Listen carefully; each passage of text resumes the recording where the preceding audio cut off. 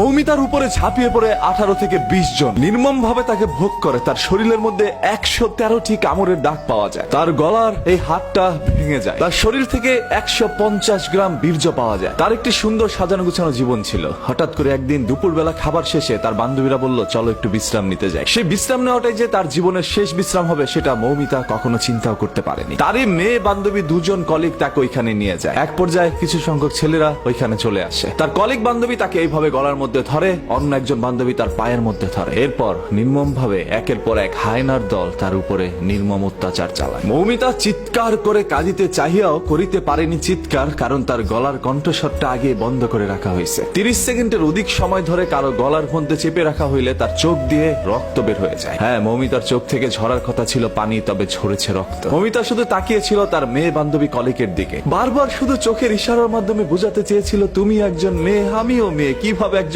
মেয়ে হয়ে আরেকজন মেয়েকে এইভাবে হায়নার হাতে তুলে দিলা? মৌমিতা চিৎকার করছে বারবার। ভাই, ও কাউকে বোঝাতে পারে নাই। মৌমিতা একটি ছোট্ট ভিডিওর মাধ্যমে মানুষকে একটি বার্তা পৌঁছে দেয়, যেখানে প্রকাশ পেয়েছিল তার সাথে ঘটে যাওয়া কিছু নির্মমতা। এরপর তাকে এই দুনিয়া থেকে সরিয়ে দেওয়া হয়। মৌমিতার সেই ভিডিওর বর্ণনা যদি আপনারা একবার দেখেন, তাহলে আপনাদের চোখ থেকে অশ্রু ঝরে যাবে। আজকে পুরো ভারতবাসী এটা নিয়ে প্রতিবাদ জানাচ্ছে আজকে বাংলাদেশের মানুষ। এবং এই ছবিটি ফেসবুকের মধ্যে ঢুকলেই দেখবেন আপনার সামনে চলে আসছে। হয়তো আপনারা অনেকে পোস্টটা পড়ছেন না, শুধু ছবিটা দেখে ইগনোর করে চলে যাচ্ছেন। হ্যাঁ, কারণ ঘটনা তো আপনার মা বোনের সাথে ঘটে নাই বা আপনার সাথে ঘটে নাই, অন্য কারোর সাথে ঘটলে তো আর আপনার কিছু যায় আসে না। যদি আসলে আপনি একজন মানুষের মনুষ্যত্ব বেঁচে থাকতো, তাহলে অবশ্যই এটা নিয়ে পোস্ট করতেন, শেয়ার করতেন এবং প্রতিবাদ জানাইতেন। গতকাল থেকে অসংখ্য মানুষ এটা পোস্ট করেছে এবং মানুষ আমাকে বলছিল, ভাই এটা নিয়ে একটা ভিডিও বানান। এই সকল বিষয় তো আর মানুষের বলে দিতে হয় না, এমনিতেই চোখ থেকে অশ্রু ছড়ে যায়। এই মৌমিতার জীবনে কি এমন ভুল ছিল ভাই? ও তো সুন্দর করে পর্দাশীল অবস্থায় ঘুরে বেড়াতো। ছবিটার মধ্যে আপনারা দেখতে পাচ্ছেন কি সুন্দর একটি মেয়ে। আজকে এরকম হাজারো মৌমিতা আমাদের দুনিয়া থেকে চলে যাচ্ছে, সেগুলো সোশ্যাল মিডিয়ার মধ্যে ভাইরাল হচ্ছে না। ওই সকল হায়নার দলগুলো এখন পর্যন্ত আমাদের সমাজের মধ্যে বিদ্যমান। এবং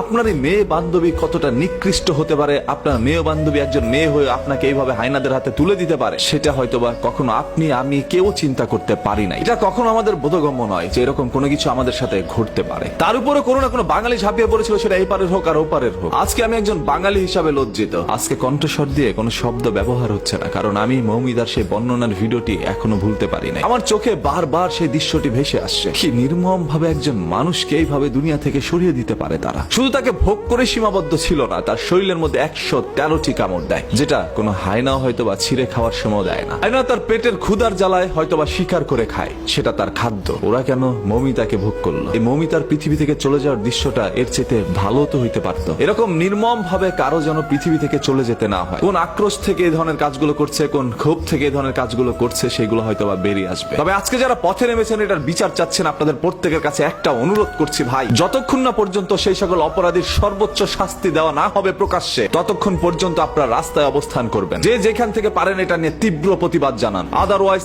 আজকে মৌমিতার সাথে, আগামীকাল আপনার সাথে, আপনার মা বোনের সাথে এরকম ঘটনা ঘটতে দেরি হবে না। আমি চাই না চোখের সামনে এরকম আর কোনো মৌমিতা জীবন দেয়।